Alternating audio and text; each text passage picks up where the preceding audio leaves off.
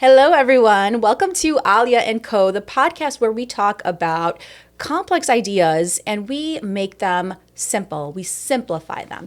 Today, our topic is perfection. I am your host, Alia Kizelbash. I'm really excited to be here.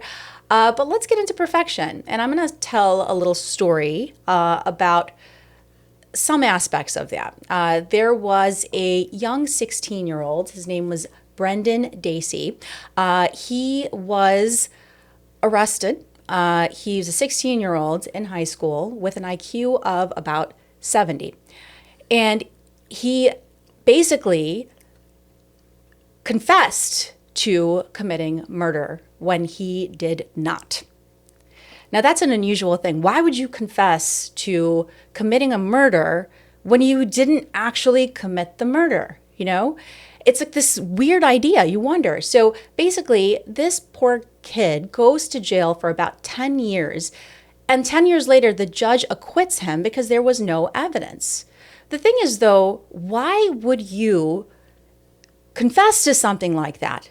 Basically, the idea of you not aligning with your own, like basically disinterested in your own self-interest. And that's such an unusual kind of aspect to be in.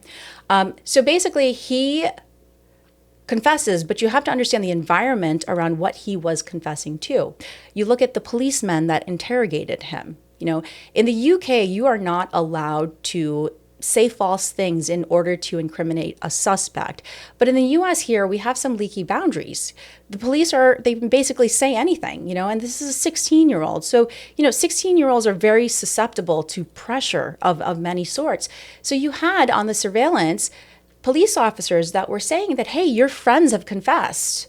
Hey, you know, we're on your side, you know, just tell us the truth and we'll just do what we can to help you. But those weren't truths. They were just trying to snag him and help him kind of confess to this, you know. And the thing is that for a child, again, susceptible to high social pressure.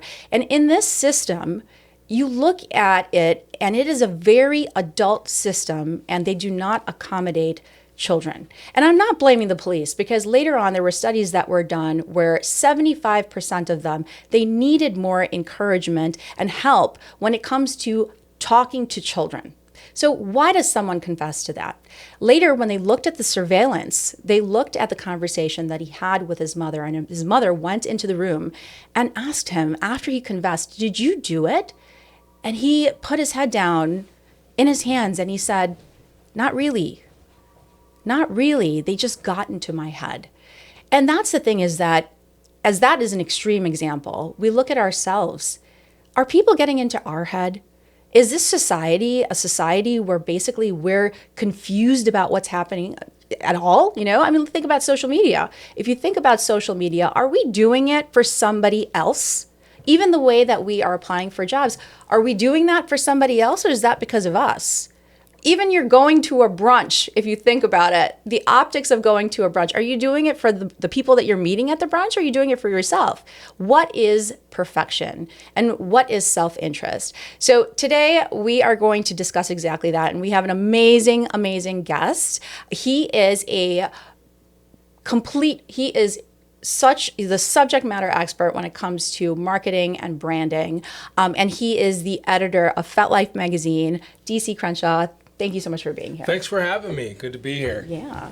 So let's talk about a person's persona when it comes to branding. Do you think that the way that, and especially the example that I gave, which I feel like is just a very extreme example when it comes to what we identify with, but if you think about it, do you think that we're all our own personal brand?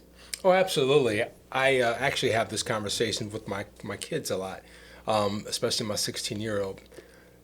Literally yesterday, he was talking about getting a certain type of hairstyle, or braids and things like that, and I said, look, whatever you do, it needs to be done in a way that represents you, right? And I said, you know, you need to carry yourself in a way, in my opinion, that is classy, that you know, that isn't ghetto, and you know, and that allows you to speak to who you are. I said, because you are your own brand. But yes, I do think that we are personally our own brands when it comes to who we are as dating, when it comes to trying to get a job, when it comes to who we are socially, we're definitely our own brands. Yeah. A brand is an interesting thing because I think, especially with the advent of all of this social media and everything that is out here, right? It just seems that like we are almost misidentifying with sometimes who we become, right? Like there's always so many trends, right? Where if you look at the way the kids are scrolling now, specifically this new Gen Alpha, we were just having this conversation about like all of these different kinds of generations. They're the generation that basically has always been getting their information from short form content. And if you look at the trends on TikTok, Instagram, things, they're shifting so often. Yeah. So who do we become, right? Yeah. And especially from your perspective in terms of like marketing, like I'd love to hear your thoughts about that. Yeah, what's interesting is that especially those younger generations that are, that only look at TikTok, YouTube, I can tell when they are just reinforcing what they've seen on on these social platforms. And literally, I don't know if they come up with their own thoughts. They may look at things on these platforms and then they kind of just repeat what they see, but then they really don't formulate their own thoughts. From a social perspective for adults, I think that we're influenced a lot. Because a lot of people want to be told what to do. A lot of people kind of are lazy and don't want to think for themselves. And they see things on TV and they be like, oh, because, TV is very good and companies and products are very good of telling us what we need in our life, right? You watch an ad and they're like, oh, you need this. Yeah, right. You watch, whether it's fashion, whether it's food, whether it's travel, they are telling us what we need, and we're not really thinking for ourselves. And they were like, oh, I need that. And then if you see other people on social media, friends or people you don't even know, they look like they're living their best lives. You feel like you want that and you're missing out. So, I think that has a lot to do with it. I wonder what the psychological kind of basis is to putting your best foot forward. I think that in a time, and I mean, we're talking about generations, but I know that you and I, we both lived in a time where we have seen kind of like the biggest kind of changes when it comes to internet. The internet was a dial-up, right? So basically, we've seen that. And I remember those pages that were loading, we would sit there and wait. Yeah. But now it's just like instant. And I feel like it's just like, what is the psychological basis for that? What makes a person want to show off to other people, or just I think this is just a conversation, because I think that perhaps maybe there's not really like one answer, but I'm curious to hear like what you think, and like why would someone feel inclined to act for others? Well, number one, there's insecurity, and a lot of times it's what you value, right? And what you perceive. What do you think people perceived is valuable, right, to them. And a lot of times I think, people get caught up in what they think is respectable and what they think they should have or what they should do, that will get people to respect them or to, put them on in a different level. Right. I mean, a lot of it is materialistic, right? So it's how much money you have. And then there's other people that want to compete, and I hear people, subtly brag about how much they have and where they've gone and how much they spent. And a lot of times it's pressure. There can be a group of women that hang out together, and, someone may get a bag and she may want that bag, or they even brag about what their kids are doing and, what school they go to and things like that. So I think it's a lot of times it's environmental, it can be cultural, but it's the environment that people live in, and sometimes it's what they perceived of what's going to give them, maybe a little bit more respect, or, help them to get other people to say, look at her, look at me, you know, that type of thing. So it's a validation. It is a validation. That's a great word for it. It's a validation, and it's kind of a false validation because, you know, the thing is that if you value money, right, and you value materialistic things, what's going to happen when all that disappears? You know, what are you going to do? I mean, you know, that's why there's you see a lot of these people who've had money, especially men, and they lose and they kill themselves, right? Because that's what they identified with, and that's what they value the most. Right. And so, you know, if you take away those materialistic things and you strip those away, who are you? Right. Who are you as a person? Right. That's what you should value. And that is all too real also. Is that something that I'm noticing more and more in my age over time?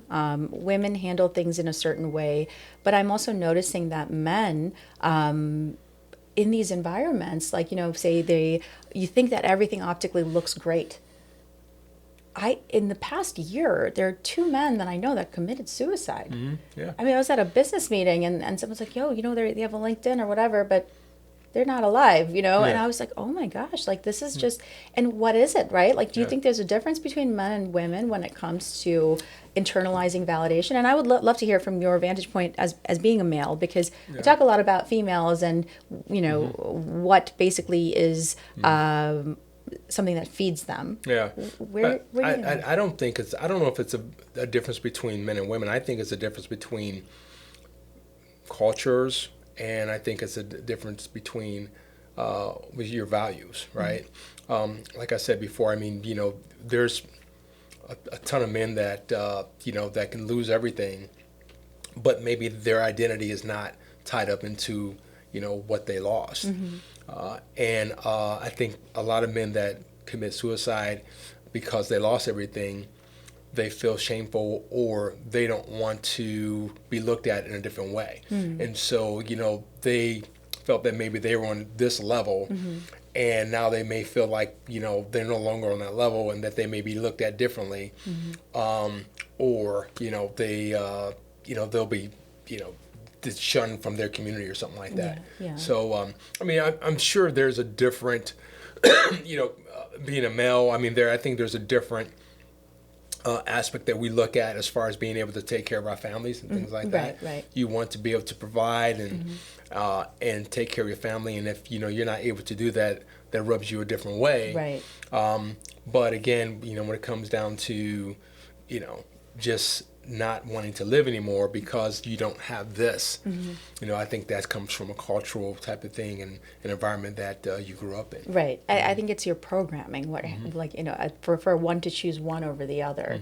But then also the attachment to a certain life, a certain kind of way of living, a certain kind of earning, a certain kind of facade that you've built, right? And not having that seems to be but yeah, it's unfortunate. Like I hear that, and it's something. There's like a new concept that I realize. I'm like, why is this the case? Like they looked so perfect on paper, you know. Well, you know, a lot of times I ran in these circles where you would hear these people, men in particular, they would basically identify another guy based on how much money he made. Oh, you know, that guy, he runs a hedge fund. He makes blah blah blah blah blah. Oh, that guy.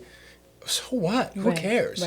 You know? And I remember I was at a meeting one time years ago when I was in medical device sales, and we were at a meeting, and you know, there was a guy that was talking about another guy.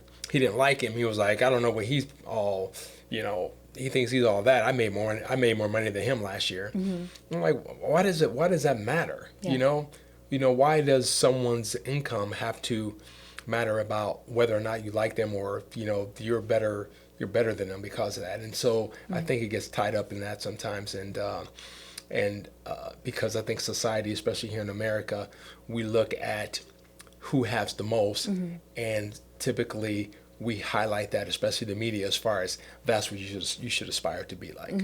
And I think that genders are also socialized to be certain things, right? Where I realize, you know, as I started my business, you know, it's a stressor, right? Luckily, like, you know, when I started, my income was not the only income that I was dependent on. My husband, you know, like we were raising the kids, whatnot. So in that way, initially, I feel very blessed to have that opportunity. But I think about say I was just me. Yeah. Yeah. That's extremely stressful. And I think course. that men are also very much so socialized that you're the breadwinner. You need to take care of like it's and not always, because there's a lot of different households that have a very different like structural dynamic when it comes to earnings and whatnot. Yeah. But it seems that like they are all measuring basically their value based off of money, achievements, successes, assets, etc. Yeah. Whereas I think that with women, you know, they have a very different sort of measurement scale that I think maybe the two genders don't kind of like, Well, it's hard to bridge the gap. Well, I think there's different expectations set on genders on you know, it could be fair, it could be unfair, but I think that you know, there could be a double standard in how men are perceived if their wives make more than them, or if they're carrying the household. Right. You know, someone may look at them like, what, you know, they may look down on them. Right, you right, know? yeah. And you know, and so, but also there can be you know, a male may be uncomfortable with, you know, a spouse or a significant other or someone you know, making more money than him. Right.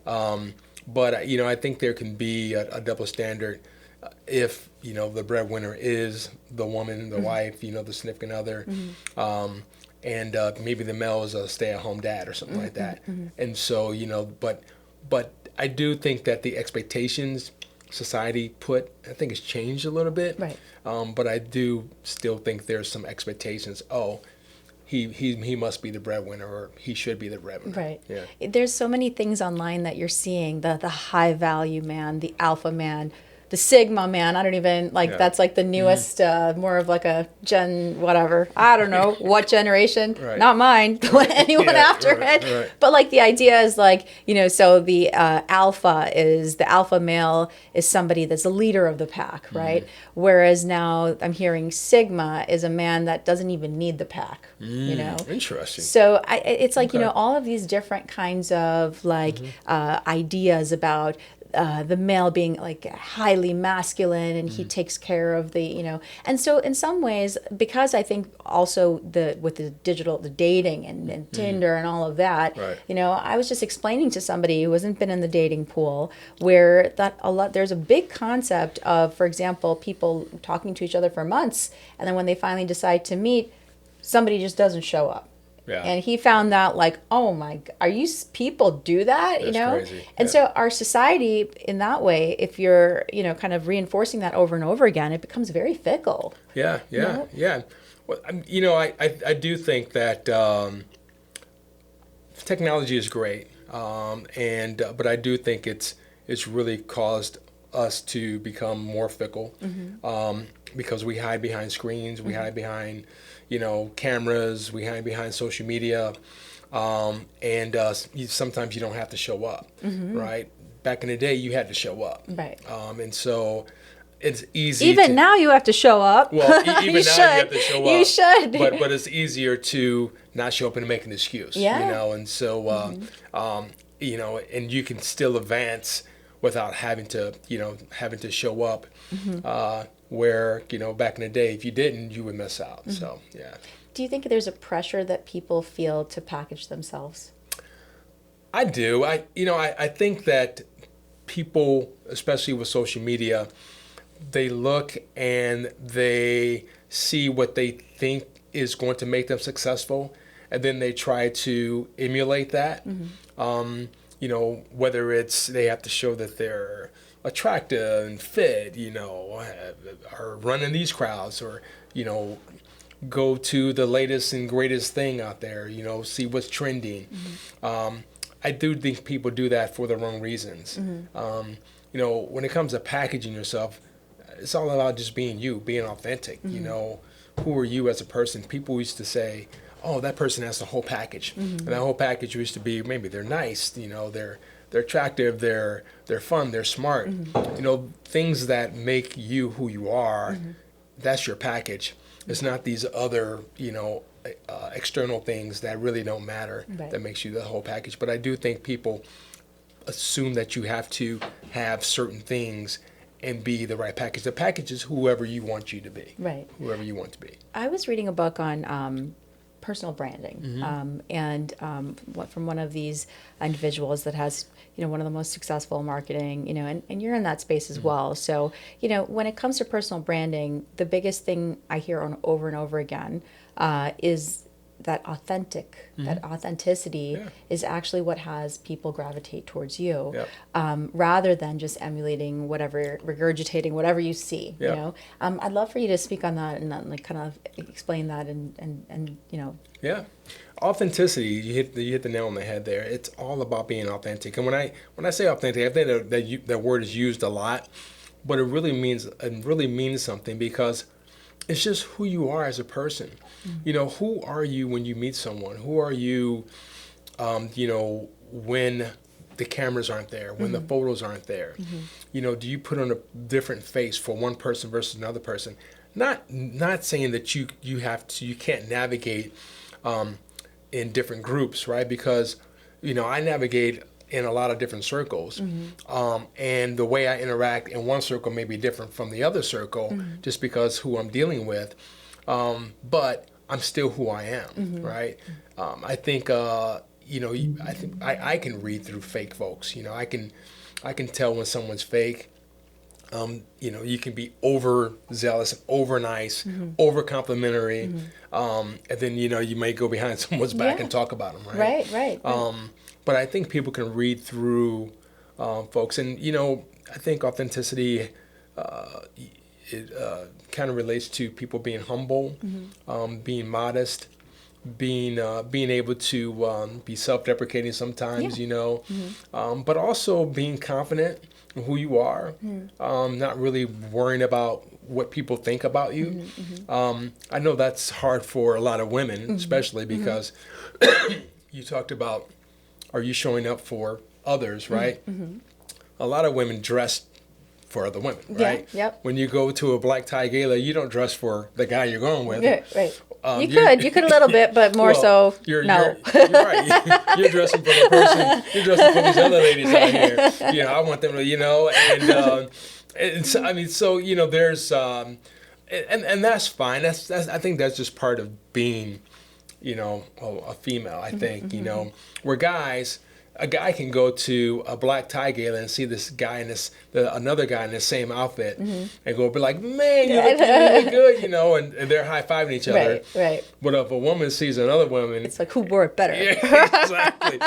In the same outfit, they'd be like, I can't believe that I'm here and she's wearing blah, blah, blah. And so that's just, I think that's just, the makeup, the difference between men and women.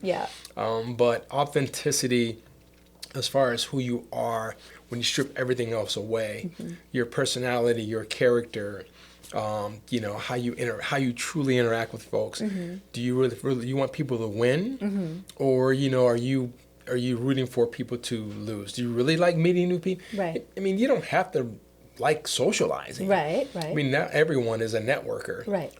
But that's who you are, and people can recognize that, and and that's who you are authentically. So and like, I love that you touched upon fakeness, right? And I think perhaps maybe even linked to the way that our society is now so much so digitally, is that we're seeing, I think, more and more fakeness. I'm not really sure. And I'd love to hear, and I was just thinking about it as you were saying, is that, do you think before the internet people were as fake? Well, I think before the internet, it was not exposed as much. Yeah. The internet has allowed it to be more exposed, because you look at anybody's social media, are they putting up their worst? Right. I just had a fight. Right, Or, I mean, think about it. When women post, all right, they're putting up their best face. And come on, look. A lot of these things are filtered, right? And then think about this. You take someone's photo. Someone says, "We take a photo of us." Let me look at it. Can you take it again? Let me look at it. Can you take it in? And then we can airbrush this. So that's just, that's the word you. That's the world. That's the world we live in, right? Yeah. And so people are and then you may be scrolling through social media, and you may see someone on vacation, right? And having a great time, and They could be having a great time, but they may not be telling you that. They're not speaking to the husband. Or they almost just got beat by a local with a bat. Right, exactly. Things like that. And so but there's a lot of fakeness out there, but it's also, I think, sometimes it depends on if you're an influencer or if you're trying to sell something or something like that. But I think eventually people can read through that fakeness. And see who you really are. So, I mean, I guess it's an epidemic. Not even so much that just naturally that is our disposition as human beings, to be able to, if you cannot self-validate, if you can't validate yourself and be comfortable with not having to share, like, okay, this is my wealth, this is my achievements, this and that. It seems that, we are kind of just doing it to perhaps maybe with the likes and the views and stuff like that. And do you feel that maybe our society is just going to get more degenerate? Or do you think that, especially when it comes to your expertise in marketing and branding, do you see maybe we're headed towards a different kind of future? Well, what I think is going to happen is that it's going to be more and more clear for people to identify those that aren't authentic versus those who are. If you think about these young kids now, I say millennials on down, they want to support a product, they want to support a brand that stands for something, right? And so if these brands or companies don't stand for something, they're not going to be able to survive. Right. And so, I know there's going to be continued folks out there or things out there that aren't real. But I think people are going to be more sophisticated and be able to read through them. And really, authenticity is going to come back stronger. Everything is cyclical, right? Right. And so, I was just talking to my son, and he was saying he wanted to get, I forget what it was. It's like something new, new fashion. I was like, oh, we wore that back in the day. And I was like, everything is cyclical, so everything comes around. I think, like when Facebook first started happening, everyone was all over Facebook and Instagram and, all these things. And then, people were posting stuff, and then people start calling people out. That's not real. This is fake. And so I think moving forward, there's going to be people are going to start becoming more real, and those that aren't are going to be left behind because, especially, my kids are watching YouTube, and, nothing is really filtered anymore, on YouTube. I mean, everything is sometimes to the detriment is too real. But I think that's what attracts, people to things that are usually are more authentic and more real. Yeah, and relatable. And relatable, yes. I mean, there's the shiny image that you might want to see, but like over the course of, at least now with AI, there's been these AI generated images, and now with the video, as you can kind of like add things in and whatnot. And I'm sure you have parents or grandparents or whatnot that might think that there's that one, did you see that meme with Donald Trump dressed as or he was talking in that language, oh my gosh, or whatever. There's so much, the CGI, things that maybe we might have thought were real, were not. And especially nowadays, these kids, and there was a study done where, you have these children who have been online and looking at Google searches, but even like these, with ChatGPT is a little bit different, but even with a Google search, what are good, solid sources versus not. And these kids, they inherently know. They know what is going to be fake news versus not. And it's such a subtle detail that they're able to see it. Over and over again. They watch these TikTok videos. That's fake. My kids are watching, like, oh my God, did you see that? They're like, that's not real. And I'm like, But that's the thing is, though, I think that their BS radar is on even higher than, Yeah.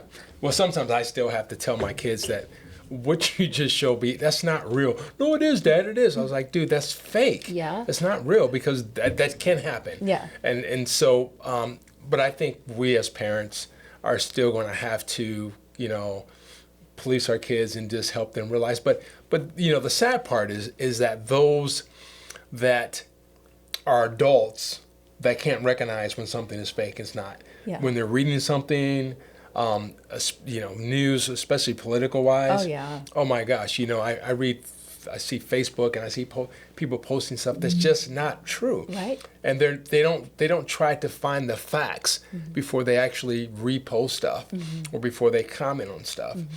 And and so I think, unfortunately, that's still going to happen.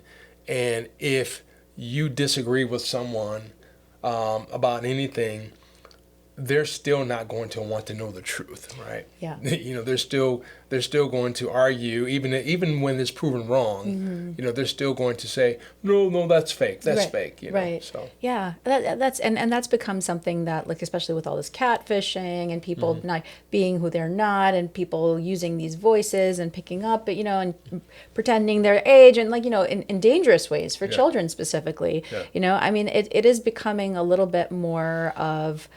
I'm hearing that more, that's fake. That's not real, Right. Which might be healthy, because at least they're recognizing it. But you're absolutely right, is that when someone wants to believe something, they're going to believe it. And there does not matter what you say.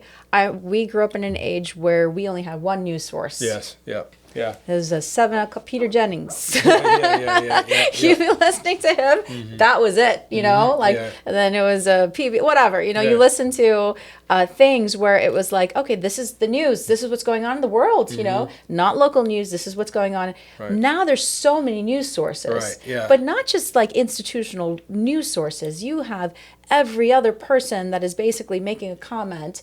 And so I think that in our society, we're bombarded with so much information that I would see that you're just being confused is not abnormal. Yeah.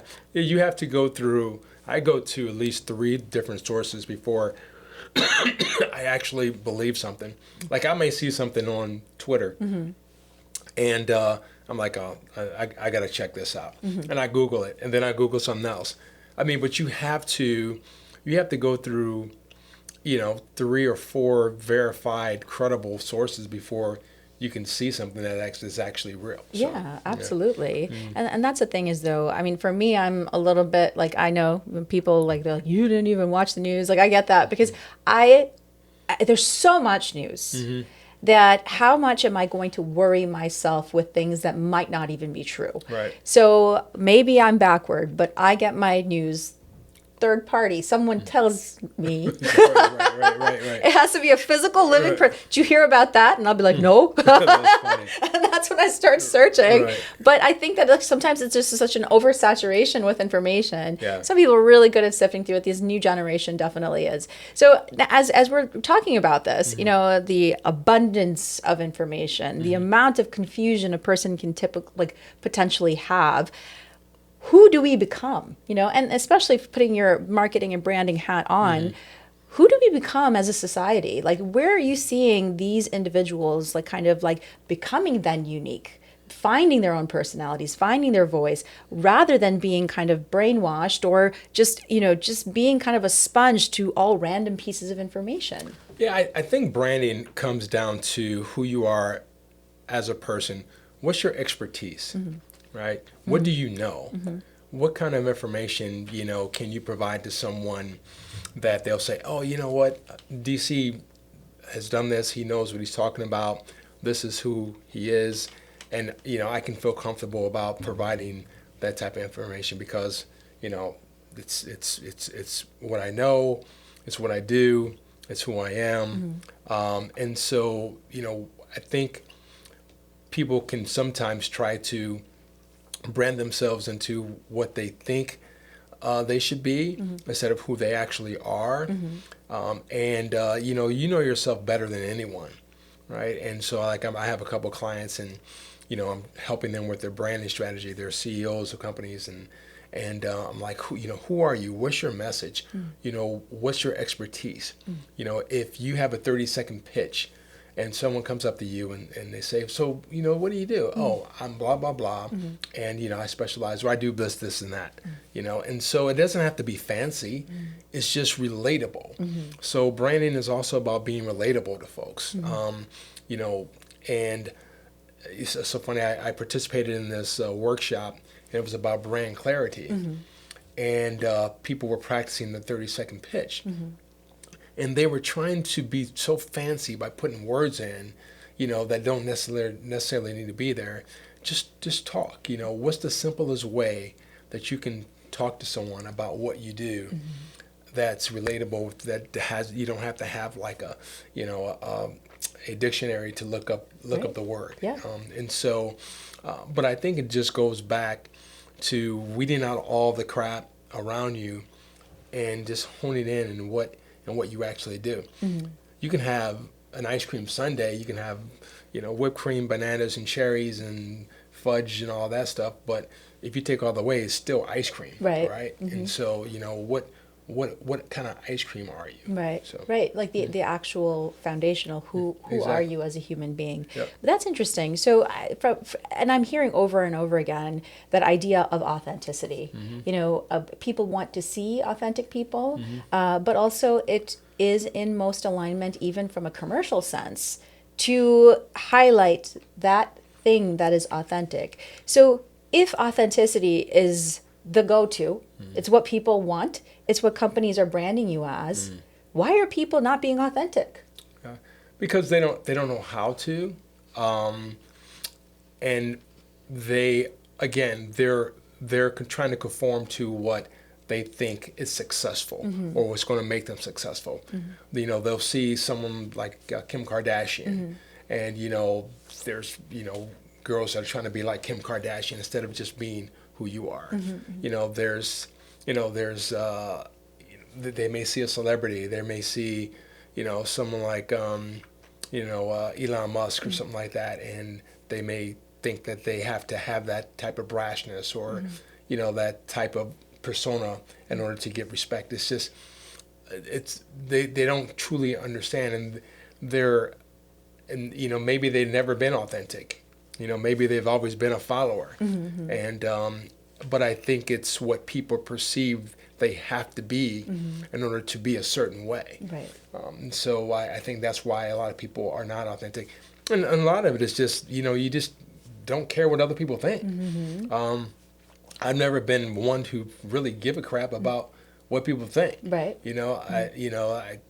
I do what I do, and I mean, don't get me wrong, I'm not rude, and I take advice and I mentors and stuff like that. But as far as who I am and what I like, and my sense of what I want to accomplish in life and how I carry myself, that's who I am. If you don't like it, you just don't like it. Right. Yeah. No, and that's, I think that do you think that might be, at least for a young person or anybody that's looking to, it's hearing this and is like, you know what, maybe they have a point. Why am I being such a follower? What do you think would be the first step for someone to be authentic?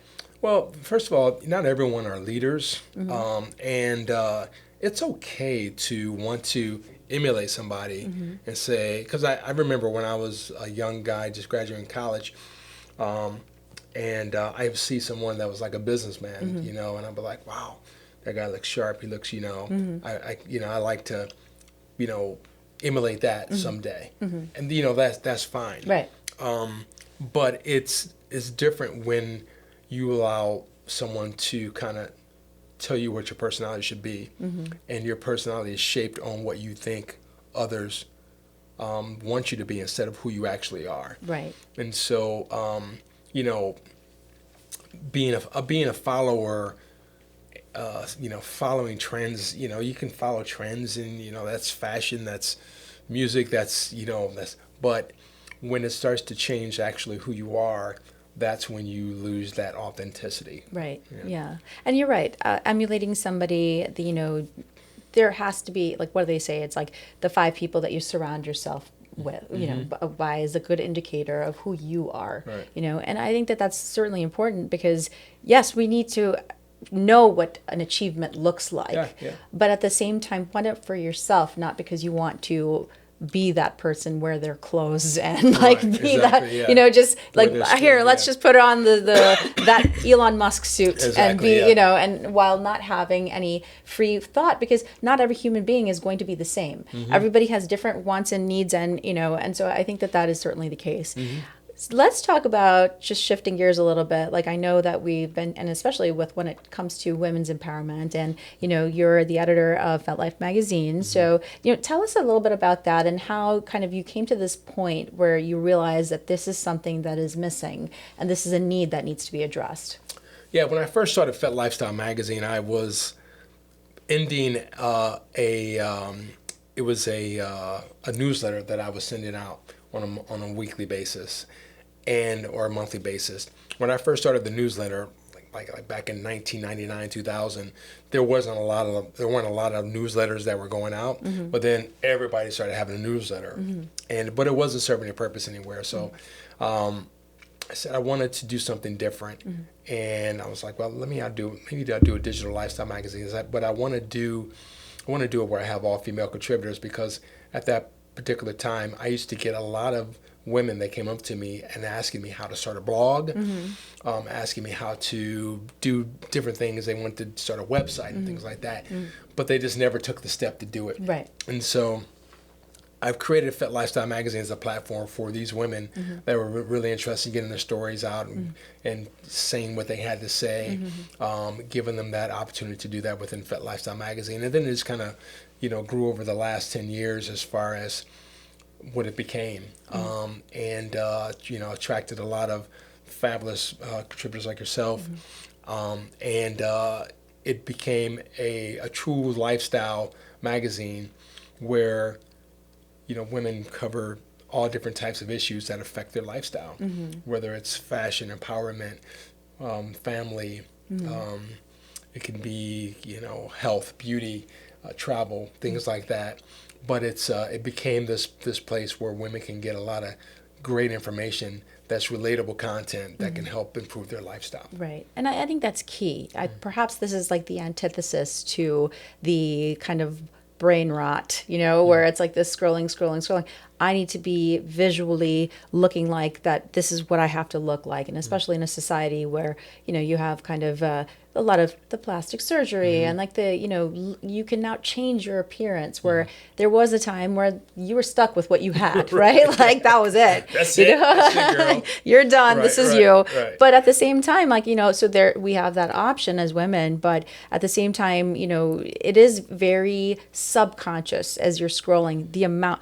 I don't know how many videos I've seen today, like you don't remember even any of them. There's so many that are available to you but subconsciously they might be making some form out of an impact. If all you see are, a certain persona online, that's your algorithm, that's what subconsciously you're clicking. To be honest, and it's also what is being reinforced to your mind. So there's a lot of sadness in that sense that happens. So what I'm hearing is this magazine is definitely different in the sense of empowering from a real authentic standpoint. Are there certain ones, like, is there something more to it that, like, is there something you look for in terms of articles, the kinds of subject matter that you cover? Because I see that there's a lot of different kinds of subject matter, but what do you really look for when you have I tell, obviously we have a editorial calendar, so we have a theme each month for what that issue is going to be. Right. But I literally just encourage my contributors to contribute whatever they want, whatever they're feeling at that particular point. If you don't have any content you want to contribute about the theme for that month, what are you feeling? What do you want people to know?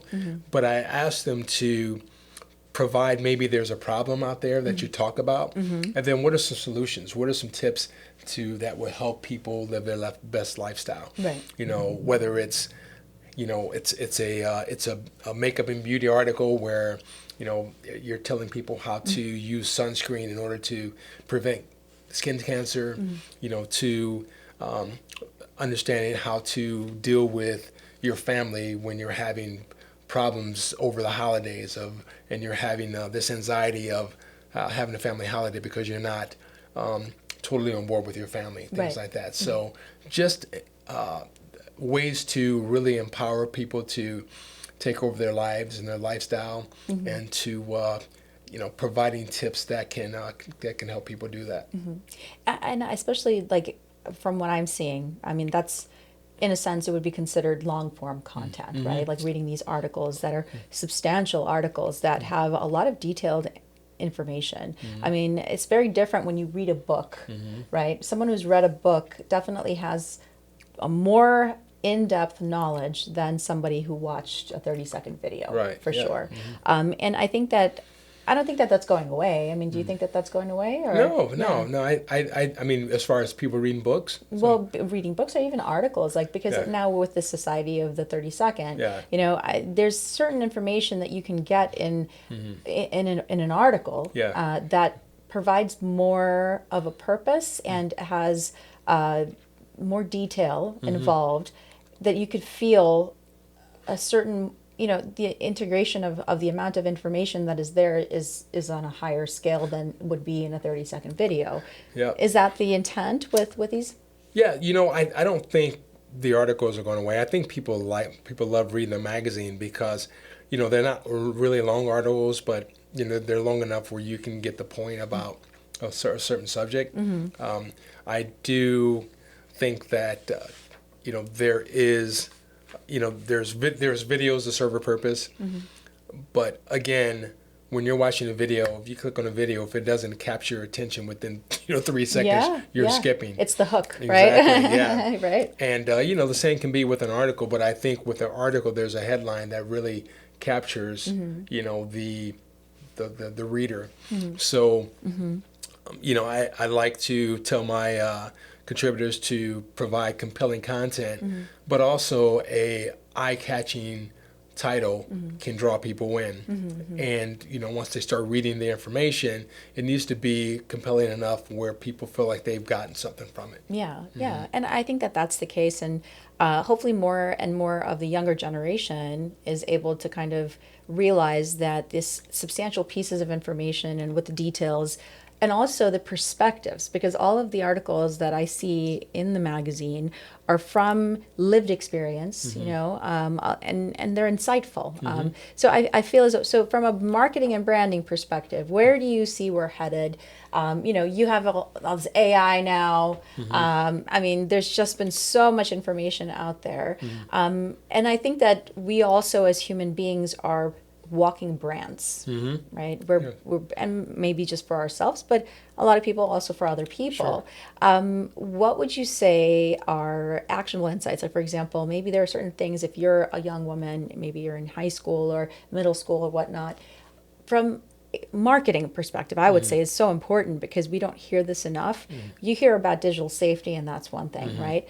But do you think that maybe there are certain things that maybe somebody that is adolescent should not be doing? And taking it really kind of full circle to, say, for example, that first example that I gave of this poor 16-year-old that was just peer pressured because they don't understand this. There's so much social pressure out there for these young people, right, that they basically commit to things that they don't even like. Right, yeah. So where would you say, what are things that they're putting out there that they shouldn't be? And if someone's listening, I know your prefrontal cortex is not developed yet, but maybe if you hear this over time, what do you think are things that, no, don't. Yeah, well, it starts with the social media aspect of it now, internet, YouTube, TikTok, all these things.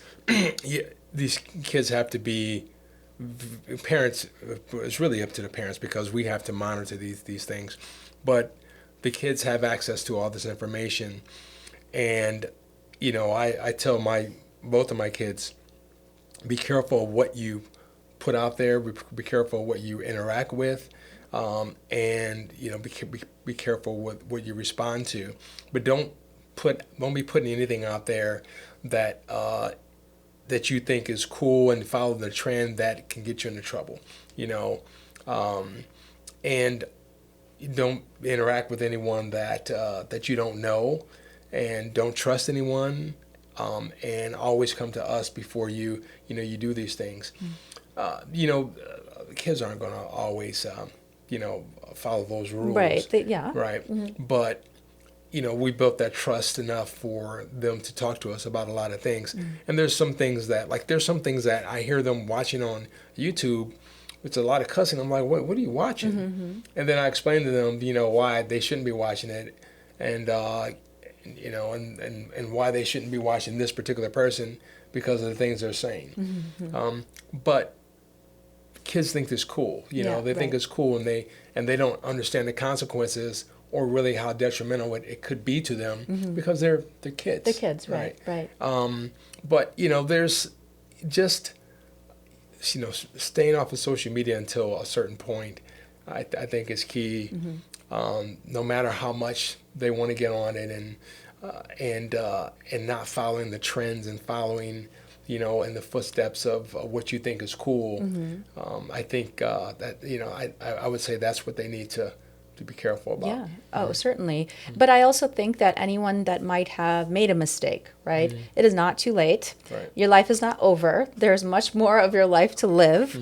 And because I think that everything is so highly documented now. Like, you watch these like teen movies, you go into a party, that's like the typical kegger scene where you walked into it's a senior year and everybody's whatever, and somebody does something stupid before. Nope, nobody. But oh my God! Now it's everybody's on everybody's camera. Everyone can see what you've done. Everybody can see what you've done, which I think that these children have kind of grown up with. But also, even as a parent, it is never too late to shift the dialogue because you would rather have access than not. I think that perhaps maybe earlier on, we're all parents. It's our first time being parents too. We're trying our best. Perhaps maybe sometimes certain things work and sometimes they don't work, I think though, especially as they're going off to college, you have to realize is that they are going to be on their own one day. And you need to be able to have an open dialogue because sometimes, like, I'm not going to be there to be looking over your shoulder to see what you're doing. I think that the fact that we have so much access to information is understand that the dialogue needs to be open, so don't be afraid to talk to your kids about things because maybe there might have been a time where you were like, okay, when is the right time to talk about the birds and the bees when you're in 5th grade or 6th grade, Sometimes you just have to jump in, right? Because somebody has to tell it to you. Otherwise, somebody wrong is going to tell it to you. And that's not the way to be learning it. So as parents, I think that sometimes we think that, okay, well, no, I messed up. I don't think that you ever mess up we're all doing it for the first time. We're all learning we're learning as we go. You haven't done it before, so there's always things that are going to pop up that you're going to make missteps. Sometimes you're going to hit the nail on the head. You're going to hit the bullseye right there, but a lot of times it's just like, you just got to adjust. You got to pivot and keep it moving. And even like, let's think about PR. How many people do some bad things and then all of a sudden their team is like, listen, lay low for now. You're going to make a comeback a little bit later. So, exactly. I mean, I don't know. You've probably seen that too, but. Oh, yeah. No, I mean, that happens all the time where, people make mistakes and, they do. Especially in this day and age. Yeah, absolutely. And I think everyone has a chance. So what are you working on now? Like, we would love to, I know that you're doing some little diners I'm seeing. Like, tell us about that and tell us about some new fun things that you're doing that you're excited about that we, Yeah, so Little Diners Crew is the dining club for kids that I co-founded with my wife, Elena. The whole idea is to expand kids' palates beyond mac and cheese and chicken fingers. And so what we do, once a month, we feature a different restaurant that features cuisine from a different country. We set up a menu of about 4 to 6 items on the dish, appetizer, mocktail, dessert, entrees, and things like that. And the parents come and the kids come. They sit at their own table. The adults sit at their own table. The chef comes out, introduces each dish to the kids. They get a chance to taste and rate it, learn about the food, how it's made, where ingredients come from. We do cultural fun facts for them so they can learn more about the country and the food that they're eating. Members get a passport and a stamp after each event so they can document their culinary journey with Little Diners Crew. So we've done over 80 events over the last 8 years. We're trying to partner with different hotels and restaurants right now to implement the program into their kids' programming. And so that's what we're hoping to do over the next 6 to 8 months to really implement it into a huge hotel and resort chain around the country, around the world actually, and see if we can grow from there. We got a lot of partnerships, strategic partnerships coming up as well. Yeah, So, that's exciting. thank you. Yeah. And tell us about Fete Life Magazine. Where can we read it? And also, what are projects, if there's marketing needs that one might have, how can we reach you? Yeah, so Fete Lifestyle Magazine, you can find us at fetelifestylemag.com.